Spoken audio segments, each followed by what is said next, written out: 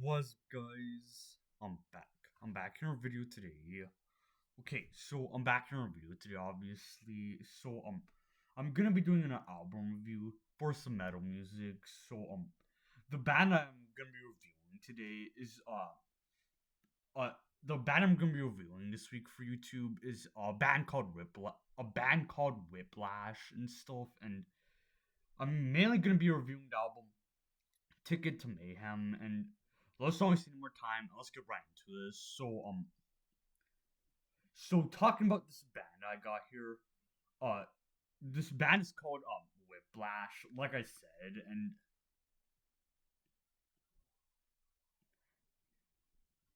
okay, so what I'm looking here, this band was formed in 1984, in Pastic, New Jersey, or something. And all of that good stuff. And screw.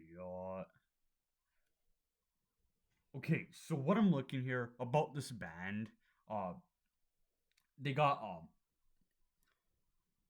what is that? 7 studio albums or something? That's what I'm looking here, and it's saying here what I'm looking here.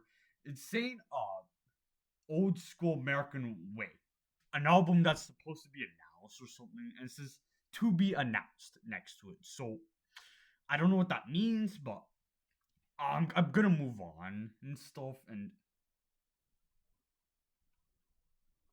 okay, so talking about this album I got here, Ticket to Mayhem is the second album and stuff. And it's saying here, it's looking like it was released October of 1987 and stuff on Roadrunner Records. So there's that. And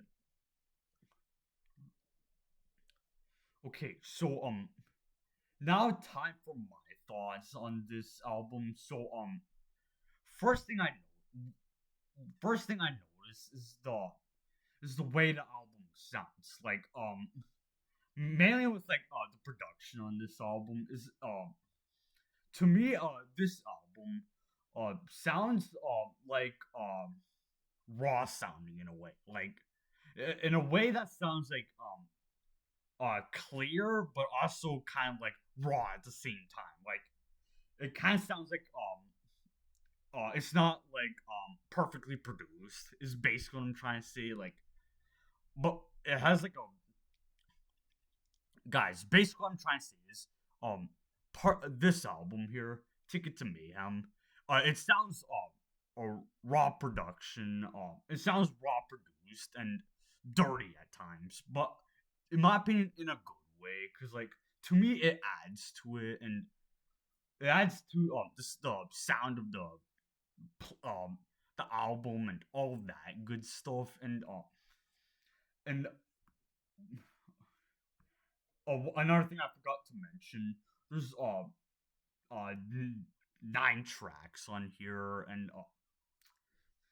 And a good amount of them had fast tempos in them, but they weren't like there was there was the thrash sounding parts, but also kind of in some areas they had like kind of like technical progressive playing or something, like in ways that felt technical and like kind of like odd time signatures in a way. Like and it was like scattered through basically every song on here and stuff. And what I'm looking here, the opening or the first song on this album is called Perpetual Warfare, and that's basically an instrumental. Well, kind of, because like the main thing about this opening track is that like, well, the song's called Perpetual Warfare, so you expect a bunch of crazy things.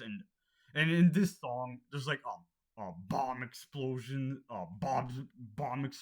sounds, and also warfare sounds, like um stuff like basically warfare sound effects going on. And also in some songs there's like melodic parts going on. Mainly in the song like I think it's Last Nail in the Coffin, the third song.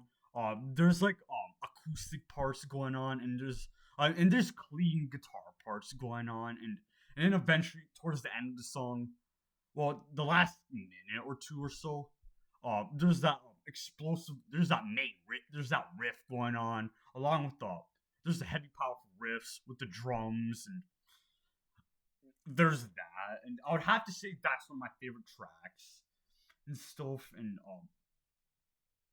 also I guess another uh song that has like clean guitar parts going on is the eighth song, Spiral and Violence.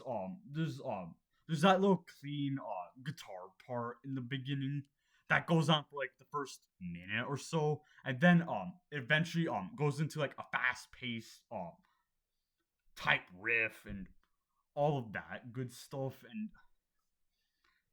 and uh and folks, this album, even though there were some technical playing, even though there was some technical playing on this album, it wasn't done in a way that was like in your face. Like it felt kind of like held back a little bit and stuff. Like that's the best way I can describe it. So overall, I'm for the most part I enjoyed this album and stuff, and I enjoyed the playing, some like the melodic parts that are going on, like I mentioned, with songs like the third song and the eighth one. Uh, they had a good amount of like the thrashy parts going on, and also there was the bass going on. I liked how that was in the mix, and it gave the album more of like a raw sounding vibe. And also feels like this wouldn't be mainstream because like just the way the album sounds, and even the vocalist too. Like one thing I noticed about the guy on the vocals is his vocals on this was like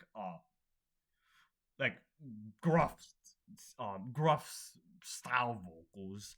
That's the best way I can describe it. It's like gruff and like angry sounding, and his vocals wasn't like deep vocals, like it's not like death metal vocals or anything, or it's like I'm not even gonna try, but basically what I'm trying to say is the guy on this album, the guy on the vocals on this album, his vocals are not like too deep, but anyways, if I were to give a rating on how I personally enjoyed this, I'm gonna give this 9 out of 10 in terms of my enjoyment. Uh, like on this album, Ticket to Mayhem, I basically enjoyed every song on here, and I enjoyed the playing and basically a lot of things about it and stuff, and all of that good stuff. So overall, I give this album a 9 out of 10 in terms of my rating, and right now, this is basically when I'm going to be ending today's video off. Like, I'm not going to go any further with today's video. I'm simply not, and I will see you guys in the next video, and peace out, everybody.